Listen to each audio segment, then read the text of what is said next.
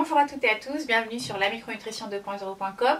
Je suis ravie de vous retrouver aujourd'hui. On va essayer de faire une minute micronute, donc une vidéo qui ne va pas durer longtemps. Comme à mon habitude, je vais essayer de faire des vidéos beaucoup plus courtes sur une question ou un thème très particulier, sans le développer comme j'aime à le faire, parce que j'aime rentrer dans les détails, parce que j'estime que quand on veut trop simplifier, on en perd l'essence même du message qu'on souhaite diffuser, et qu'on s'éloigne un peu trop de la vérité quand on veut faire des choses trop simplifiées. Mais pour le coup, aujourd'hui je vais répondre à une question qui est celle de cette notion d'unicité, d'individualité. Pourquoi est-ce que vous êtes un individu unique? Pourquoi donc en tant qu'individu unique, vous ne pouvez pas manger la même chose que votre voisin et vous ne devez pas vous complémenter de la même manière que votre coiffeuse? C'est un exemple parmi tant d'autres. Alors cette notion d'individualité, elle tient sur trois concepts, principalement trois concepts, en tout cas ce sont ceux qu'on met aujourd'hui en avant, mais peut-être qu'on en trouvera d'autres dans les années à venir grâce à la recherche fondamentale. En tout cas, aujourd'hui, pourquoi est-ce que vous méritez d'avoir une alimentation adaptée à vos besoins, une complémentation adaptée à vos besoins? Pour trois, là ça fait 6, donc pour trois choses principales. La première raison, c'est ce que l'on appelle le polymorphisme génétique. Alors qu'est-ce qui se cache derrière polymorphisme génétique? C'est la raison quand même la plus flagrante. On s'en doute tous plus ou moins, on a une identité génétique qui nous est propre, et même si vous êtes issu, vous avez votre frère, votre soeur, vous êtes issu donc du même papa et de la même maman, ce qui va se passer, c'est qu'on va avoir, au cours de la fécondation, on va avoir ce qu'on appelle un brassage génétique, un brassage allélique, c'est-à-dire que finalement vous, en tant qu'individu, vous obtenez une version du gène qu'on appelle allèle de votre maman, une version du gène donc allèle de votre papa, et donc finalement vous n'avez que ces deux versions. Et puis votre frère, qui est aussi lui issu du même couple, va avoir d'autres versions. Donc finalement on est tous différents parce que on a ce polymorphisme génétique qui fait que, par exemple, pour tel ou tel enzyme, on ne va pas avoir les mêmes capacités parce qu'on n'aura pas eu le même variant allélique. Donc cette notion d'identité génétique, elle est capitale, et elle commence à être utilisée en médecine allopathique, notamment dans les chimiothérapie, où on essaye d'identifier justement ce polymorphisme génétique sur certaines enzymes, sur des cytochromes, et on évalue la capacité du cytochrome à, par exemple, à détoxiquer ou à potentialiser tel traitement, et on adapte le traitement. C'est, je pense, l'avenir de la médecine allopathique aujourd'hui, de pouvoir proposer à chaque patient, en fonction de son polymorphisme génétique, un traitement qui va lui être adapté. Pour vous donner un exemple plus simple, peut-être, que nous en tout cas on utilise en médecine nutritionnelle et fonctionnelle, c'est le polymorphisme d'une enzyme qui s'appelle la 5,10-MTHFR, donc la 5,10-méthylène tétrahydrofolate réductase. C'est une enzyme qui permet de transformer la vitamine B9 en vitamine B9 active, et on a tous une forme spécifique de cette enzyme, donc une activité de cette enzyme qui va être différente, et ce qui va expliquer que pour certains patients 400 microgrammes de vitamine B9 par jour ça sera suffisant, et que pour d'autres il en faudra plus. Donc on peut évaluer le polymorphisme génétique de cette enzyme, et ça nous permet finalement aujourd'hui d'adapter les posologies des micronutriments. Là on ne parle pas de molécules allopathique, on parle vraiment de nutriments, de micronutriments, de vitamines, et de se dire, pour cette personne, il va falloir que, même si les apports sont normalement de 400 microgrammes, à cette personne, comme j'ai identifié qu'elle avait ce polymorphisme, il va falloir que je lui en donne plus. Et donc au niveau alimentaire, je vais peut-être lui demander de manger plus d'aliments qui contiennent de la vitamine B9. Et c'est pareil finalement pour toutes les molécules qui demandent des interventions enzymatiques, parce que du fait de ce polymorphisme génétique, nous sommes tous différents, on a des capacités, on a des faiblesses, et le fait de connaître ce polymorphisme génétique va nous permettre de renforcer nos petites faiblesses et de jouer sur nos capacités. Donc ça, c'est vraiment le premier point qui fait que vous et moi, nous sommes différents.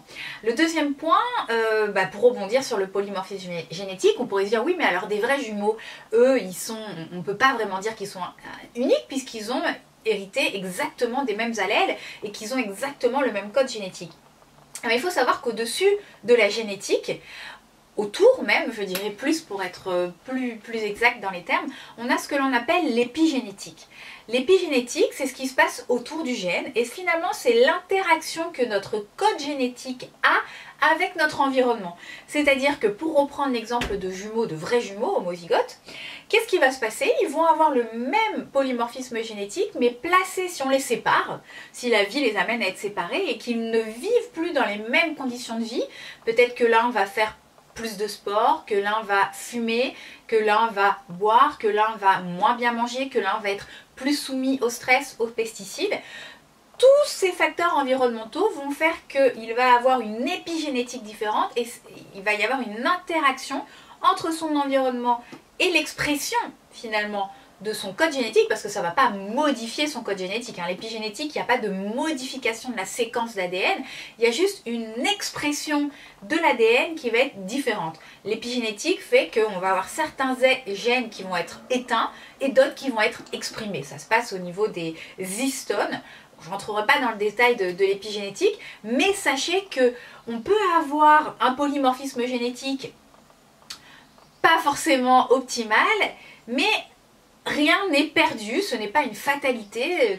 Donc toutes ces femmes par exemple qui ont des antécédents familiaux de cancer du sein et à qui on fait ce test génétique pour vérifier si elles sont porteuses du gène BCRA1 par exemple, BCRA1, BCRA2, ce n'est plus une fatalité aujourd'hui parce qu'on a cette notion d'épigénétique et qu'on sait que bien qu'elles aient la présence de ce gène dans leur code génétique, si on fait en sorte que autour on ait une épigénétique favorable, on va pouvoir réprimer l'expression de ce gène et c'est quand même, moi je trouve, assez extraordinaire de se dire qu'en travaillant sur l'environnement, on va pouvoir moduler l'expression de notre propre génétique sans finalement changer la séquence nucléotidique, donc vraiment de l'ADN. Donc l'épigénétique fait que peut-être que vous allez être plus stressé que votre voisine et que vous aurez plus besoin de magnésium qu'elle. Et ça, il faut pouvoir le déterminer. Donc c'est vraiment le deuxième facteur qui fait que vous êtes unique et que donc vous méritez d'avoir une prise en charge qui vous correspond à 100%.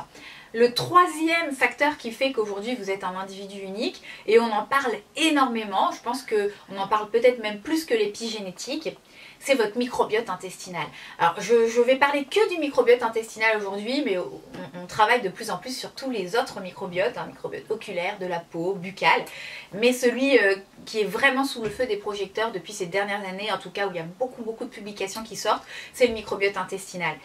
Et en fait, on peut faire un parallèle entre votre identité génétique, donc votre séquence nucléotidique, votre ADN, et votre identité métagénomique, c'est-à-dire on pourrait, comme on fait votre empreinte digitale pour vous identifier, on pourrait faire la même chose avec votre microbiote intestinal. C'est assez incroyable. Aujourd'hui, avec les nouvelles techniques de séquençage, d'ARN, on a développé ce que l'on appelle la métagénomie qui nous permet de faire une carte métagénomique précise de votre microbiote intestinal. On est capable d'aller vous dire exactement quelles sont les familles bactériennes que vous avez dans votre intestin, quelles sont leurs quantités, de faire des rapports et surtout ce qui est intéressant, c'est de voir quelles sont les familles qui sont complètement absentes.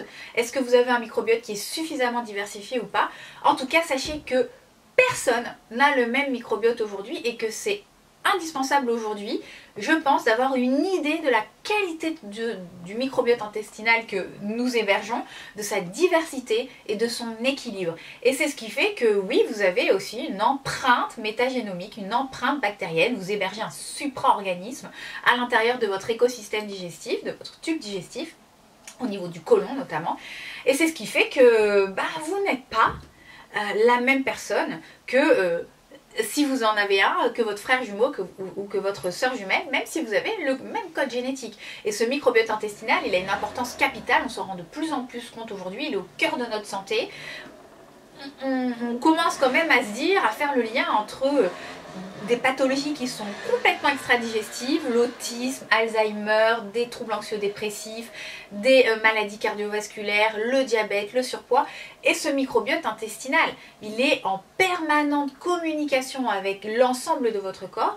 Et ce microbiote est capable de produire des vitamines, est capable de produire tous les neuromédiateurs de votre cerveau. Il est capable de métaboliser ce que vous allez consommer.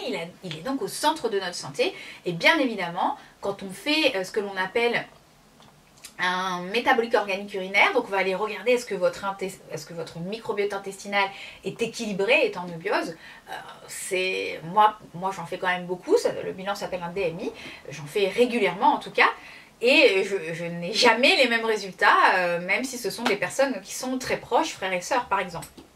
Donc voilà les 3 facteurs qui font que vous êtes un individu unique et gardez-le bien en tête, ce qui fait que vous ne devez pas prendre exemple sur votre voisin, vous devez trouver le modèle alimentaire qui vous correspond, la complémentation qui vous correspond. Et je rajouterai quand même, puisque vous savez que j'ai une double casquette, je fais aussi de la psychologie de la nutrition, et je rajouterai aussi quand même cette notion de faim de la bouche. C'est le docteur Jan Schoenberg qui a créé qui a développé, en tout cas, a beaucoup parlé de ce concept des 7 types de faim, c'est que notre environnement culturel, social, fait qu'aujourd'hui, au niveau alimentaire, on a des goûts bien spécifiques, on est attiré plus par tel ou tel aliment, et il faut en tenir compte. Vous ne pouvez pas vous imposer de manger de telle ou telle manière si ça ne fait pas partie de votre culture, de vos habitudes, de vos conditionnements. Donc c'est quand même un point qui est assez important, on sort du cadre de la médecine nutritionnelle et fonctionnelle, mais je tenais quand même à vous le signaler. Si vous souhaitez faire un bilan détaillé de votre état de santé et pouvoir mettre en place un modèle alimentaire qui vous correspond à 200%, un modèle alimentaire et une complémentation qui vont correspondre à vos déficits, à vos carences, à vos objectifs santé. Parce que le but n'est pas que de ne pas être malade, le but est d'avoir un état de santé optimal, de vivre le plus longtemps possible en bonne santé, d'augmenter son espérance de vie en bonne santé. Il y a plein d'étapes entre être malade et être en bonne santé. Et nous, on veut atteindre cet état de santé optimal. Si vous le souhaitez le faire, n'hésitez pas à contacter l'IEDM, cet institut qui a développé la micronutrition en France depuis une vingtaine d'années, qui vous orientera vers un professionnel de la santé qui pourra vous prendre en charge grâce au concept de la micronutrition. Vous pouvez également me contacter si vous souhaitez que ce soit moi qui crée votre protocole. Je propose une e-consultation à distance. Ça peut donc se faire de n'importe quel endroit de la planète. Je vous mettrai l'adresse pour tout ce qui est renseignements concernant mon cabinet en barre d'infos. Et pour ceux qui ne peuvent pas ou ne souhaitent pas s'engager dans un processus de consultation longue, puisque les consultations sont quand même assez longues, il faut compter entre 1 heure et 2 heures pour une première consultation, et pour pouvoir mettre en place ce type de protocole, il faut 2 consultations, une première où on fait l'interrogatoire clinique et une seconde où on va interpréter les résultats de la biologie et peaufiner un petit peu le protocole qu'on a mis en place. J'ai créé également un protocole en ligne qui vous permettra d'obtenir exactement les mêmes informations, c'est-à-dire un modèle alimentaire adapté à vos besoins, une complémentation adaptée à vos besoins. C'est un protocole que j'ai créé qui est le parallèle finalement de celui que j'ai mis en place en face à face, qui est disponible sur la boutique du blog, donc vous pouvez aller y jeter un œil. Et si vous souhaitez avoir plus d'informations sur ce protocole, qu'est-ce que vous pouvez en attendre, n'hésitez pas également à m'envoyer un mail, et je vous mettrai également le mail du site internet où on vous répondra pour vous donner un petit peu plus d'informations sur ce que vous pouvez attendre de ce protocole. Mais de manière générale, vous répondrez à un ensemble de questionnaires fonctionnels qui seront analysés par mois spécifiquement. Je déterminerai quelle est la biologie qu'il faut faire, qu'il faudrait faire, et je pourrai par la suite, en interprétant ce bilan biologique et vos questionnaires, vous proposer un protocole adapté, la manière dont vous allez devoir manger, quels sont les micronutriments qu'il va falloir optimiser dans votre assiette et quelle est la complémentation que vous allez devoir prendre. Voilà, j'en ai terminé pour cette vidéo. Rappelez-vous, vous êtes un individu unique et vous méritez d'avoir un modèle alimentaire qui vous correspond, en gardant en tête que nous devons rester souples. Fuyez toutes les pensées qui sont dichotomiques, tous les modèles alimentaires avec des grosses évictions. Fuyez toutes les pensées qui sont rigides, toutes les pensées qui sont dogmatiques, toutes ces croyances, ces gourous qu'on retrouve sur internet qui n'ont, je le répète encore une fois parce que je pense qu'il faut le répéter, aucune compétences et validations scientifiques et médicales, qui prennent des modèles alimentaires qui peuvent être dangereux, qui font de leur expérience personnelle une généralité. On sait très bien en science que c'est tout sauf ce qu'il faut faire. Et orientez-vous vers un professionnel de la santé. Il y en a de plus en plus en France, formés par l'IEDM, qui y a au moins 6 ou 7, il me semble qu'il y a aujourd'hui 8 diplômes universitaires de micronutrition en France. Donc il y a de plus en plus de thérapeutes formés à cette discipline qui maîtrisent les outils de la biologie et qui pourront vous aider. Donc plutôt que de suivre les conseils de personnes qui n'ont aucune compétence et qui se basent sur leur expérience personnelle, faites plutôt confiance, confiez votre santé, c'est quand même ce que vous avez de plus cher, à quelqu'un de compétent. Je ne dis pas forcément moi, bien évidemment, de toute façon je serais bien incapable de prendre tout le monde en charge, mais il y a de plus en plus de personnes compétentes, donc confiez votre santé à une personne qui a les compétences pour pouvoir vous prendre en charge et pouvoir vous proposer un modèle qui vous correspond. Je garderai en tête cette notion de flexibilité et surtout d'éviter tout ce qui est extrême. Voilà, restez souple et trouvez ce qui vous correspond personnellement, parce qu'encore une fois, vous êtes un individu unique. J'espère que cette micronute qui aura duré au moins une vingtaine de minutes vous aura appris, en tout cas permis de découvrir ces 3 concepts du polymorphisme génétique, de l'épigénétique et du microbiote intestinal. Si vous avez des questions ou des commentaires, n'hésitez pas à les laisser sous cette vidéo tout simplement. Et si vous avez besoin de plus d'informations sur mon cabinet, ma consultation ou sur le blog, vous pouvez m'envoyer un mail, je vous répondrai, ou en tout cas on vous répondra le plus rapidement possible. Je vous souhaite une excellente journée ou une excellente soirée. Je vous retrouve ici sur le blog, en sachant que sur le blog tout est regroupé, les vidéos, les audios, podcasts et les articles.